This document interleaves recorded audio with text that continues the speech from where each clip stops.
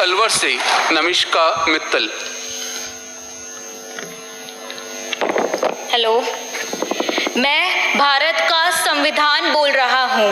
मेरी आयु 75 वर्ष है, लेकिन आज भी मैं एक युवा हूँ। अगर मैंने मेरी बेटी निर्भया को इंसाफ दिलवाया था तो आतंकवादी कसाब को सूली पर चढ़वाया था। हाँ, मैं भारत का संविधान बोल रहा हूँ। सुप्रभात, मैं नमिष्का मित्तल आप सभी को संविधान की 75 वर्ष की यात्रा पे लेके जाना चाहूंगी, क्योंकि मेरे जज्बातों से इस कदर वाकिफ है मेरी कलम, मेरे जज्बातों से इस कदर वाकिफ है मेरी कलम कि मैं इश्क भी लिखना चाहूँ तो इनकलाब लिख जाता हूँ। महोदय, 9 दिसंबर 1986 का वो दिन, उस दिन की हवाई अलग थी, क्योंकि उस दिन से भारत का भविष्य तैयार होना जा रहा था। The constitution of India.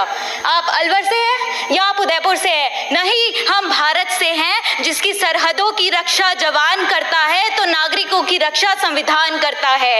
ये हमें राइट्स देता है, ड्यूटीज देता है। इन सब तथ्यों से हम भली भांति अवगत हैं। लेकिन महोदय, मेरी छाती जब चौड़ी हो जाती है जब मुझे पता चलता है कि साउथ अफ्रीका, नाइजीरिया, नामीबिया जैसी कंट्री का आधार बना हमारा संविधान। मेरी छाती जब चौड़ी हो जाती है जब मुझे पता चलता है एक स्टडी के द्वारा कि कोई भी संविधान 17 वर्ष तक ही टिक सकता है, लेकिन हमारा संविधान 75 वर्ष पूरे करता है।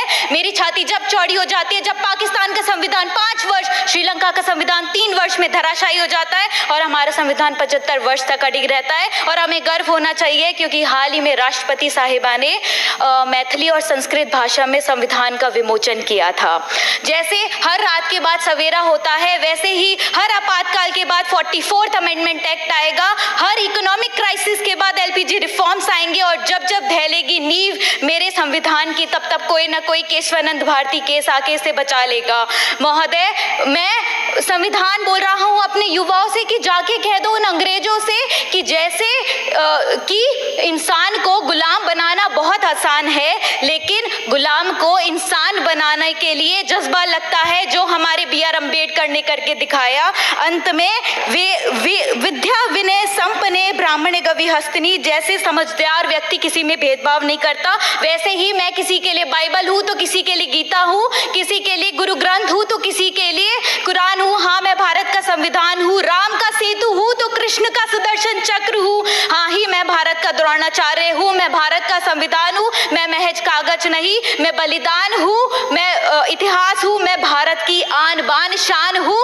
जय हिंद, जय भारत। Thank you. धन्यवाद।